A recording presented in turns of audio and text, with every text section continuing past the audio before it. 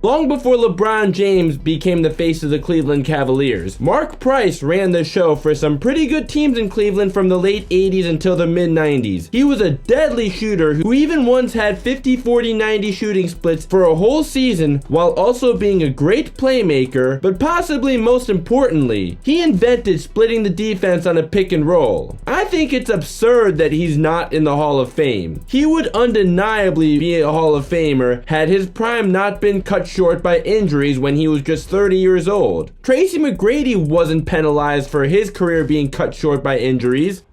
I have no ill will towards T-Mac, but I just don't think it's fair to penalize Mark Price if T-Mac wasn't penalized. Here's the criteria for how Hall of Fame probability actually works according to Basketball Reference.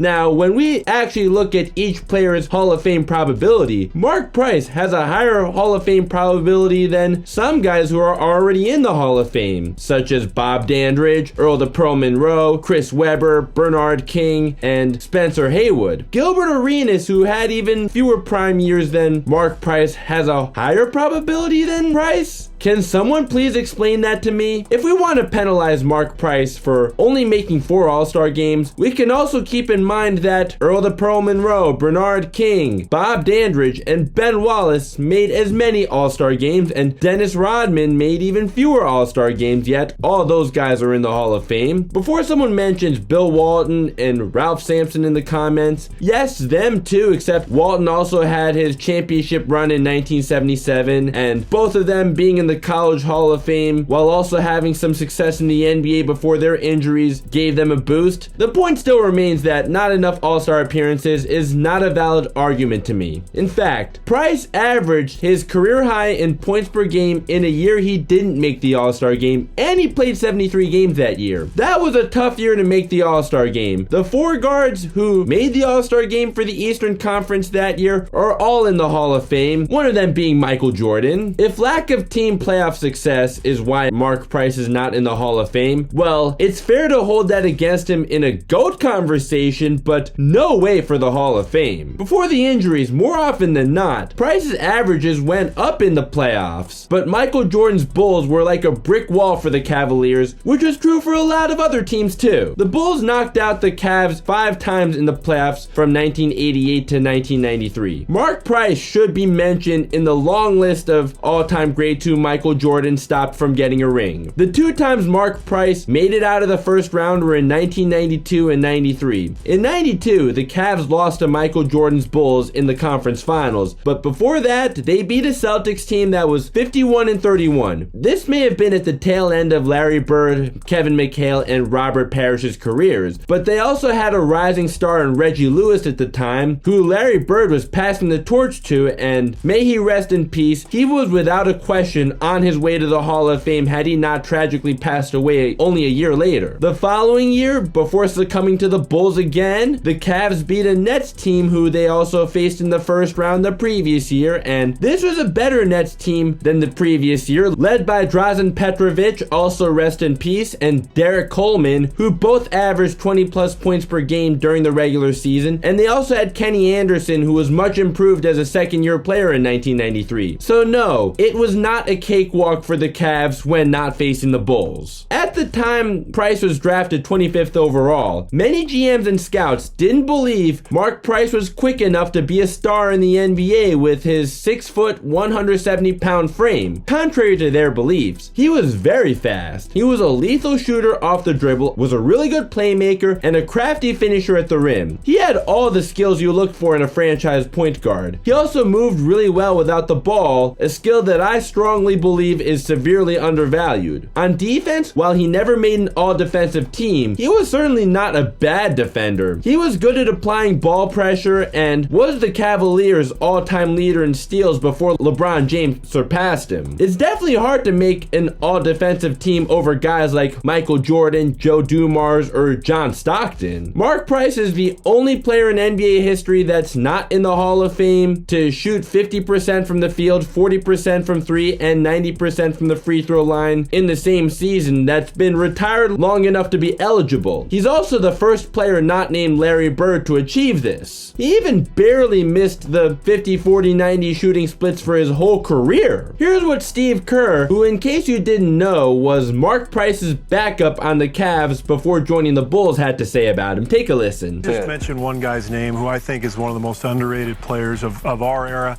who nobody ever talks about anymore, is Mark Price.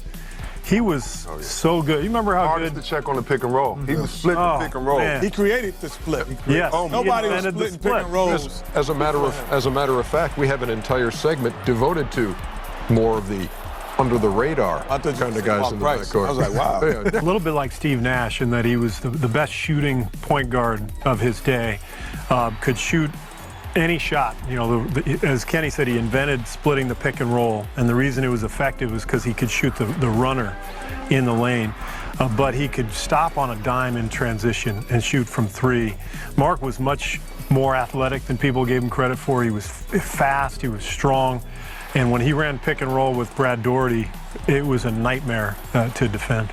How did he come up with that? He noticed how defenses would play him more aggressively because he was such a deadly shooter off the pick and roll, and his counter was to split the defense. You need counters to everything in basketball, and his counter happened to be revolutionary. Although Mark Price never averaged 20 points per game, if he played today, there isn't a shadow of a doubt in my mind that he would average no less than 24 points per game because of the rule changes that heavily favor guards on offense, such as the hand check ban and freedom of movement. The style of play today, where it's a lot more space and pace, would also be extremely beneficial to him because of his shooting prowess and how we see an open paint a lot more frequently today than we did back when he played. He also played in an era where point guards had significantly less of a green light to shoot the ball than they do today. Mark Price tore his ACL in December of 1990, and back then, without modern medical treatment, that could have been a death sentence to his career, but he was able to have 3 more All-Star seasons after the injury before he suffered from plantar fasciitis and required surgery in 1995. He even had a career-high 39-point game in December of 1992 against the Seattle Supersonics, who had the second-best defensive rating that season. Even after Mark Price lost his explosiveness due to multiple injuries, he still shot nearly 40% from 3 and a little better than 90% from the free throw line in his one season with the Warriors. Although Price only played until he was 33 years old, he easily would have lasted longer had he had today's medical treatment. Grant Hill playing until he was 40 despite all his ankle issues that cut his prime short, or Derrick Rose still being an active player as he's about to turn 35 and still being a productive player at age 32 with all his knee problems, is proof to me that Mark Price would have loved to benefit from today's medical treatment. So that's it for my pitch for Mark Price's long overdue Hall of Fame induction. If there's anyone else that you have in mind that you think should be in the Hall of Fame but isn't yet, please let me know in the comments. If you enjoyed this video and agree that Mark Price should be in the Hall of Fame, a like would be much appreciated. Please consider subscribing and turning on notifications so you never miss another video. Links to my social media are down below. If you are particularly interested in NBA history content and would like to see more videos about forgotten players, here's my video on downtown Fred Brown, or another video where I uncover the truth about Gary Payton's defense on Michael Jordan in the 1996 NBA Finals in the end screen. Feel free to click either of those. Thank you so much for watching, and I'll see you in the next video. Peace.